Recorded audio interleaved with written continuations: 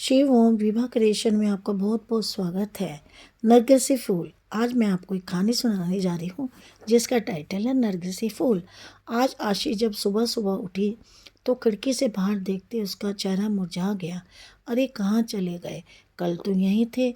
इतने महीनों से रोज़ सुबह दोनों को देखना उसकी आदत सा बन चुका था और आज जब दोनों अपनी जगह पर नहीं थे तो आशी को कुछ खाली खाला सा लग रहा था। सुबह सुबह बस वो दोनों सामने दिख जाते तो आशी का रोम रोम पुलकित हो उठता था, सुवासित हो उठता था। उसकी सांसें, मन एक अद्भुत खुशी महसूस करने लगता और सबसे खास बात, इन सब का सकारात्मक प्रभाव पड़ता उसके मन मस्तिष्क पर और कलम खुद ब खुद कोई गीत लिखने लगती।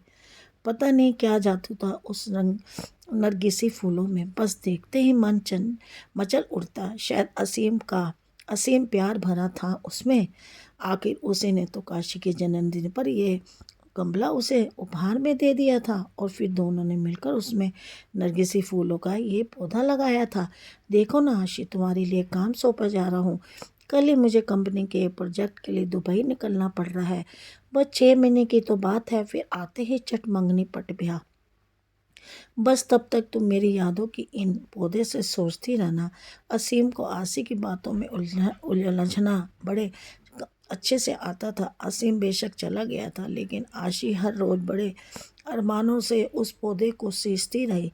आशी की खुशी का उस वक्त ठिकाना नहीं था जब वह एक रोज़ सुबह उठी। उसने पौधे पर 2 उल खिले हुए देखे, पीले रंग के। दोनों फूल बिल्कुल एक दूसरे से जुड़े हुए थे, आशी और असीम की तरह। आशी रोज़ इस फूलों को निहारती रहती और असीम को याद करती।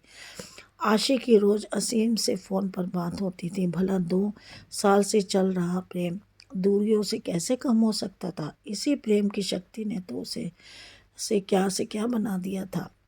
कभी कभी किसी को चिट्ठी पत्री में 2 अक्षर न लिखने वाली आशी की कला आज अनवरत चलने लगी थी।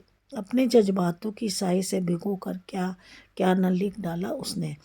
तेरे एहसास में खुद को ऐसे फना कर दिया हमने, जिंदगी बाकी न बची, न तेरे साथ न तेरे बाद।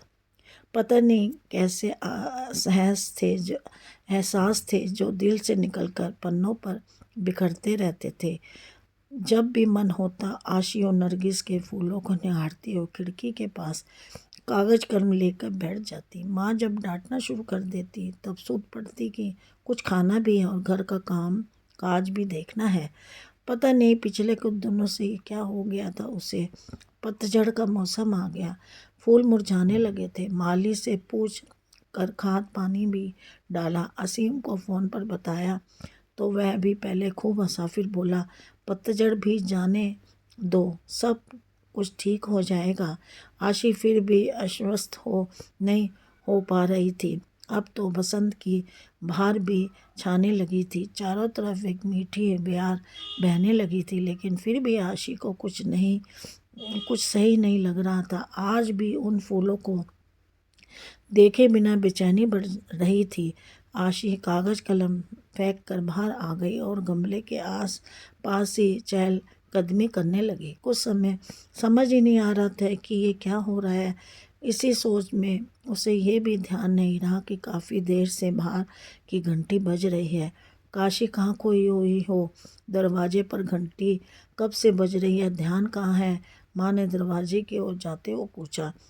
इससे पहले कि आशी संभल पाती, दरवाजे पर असीम खड़ा था, मुस्कुराते हुए, फूलों में नरगिस फूल लिए।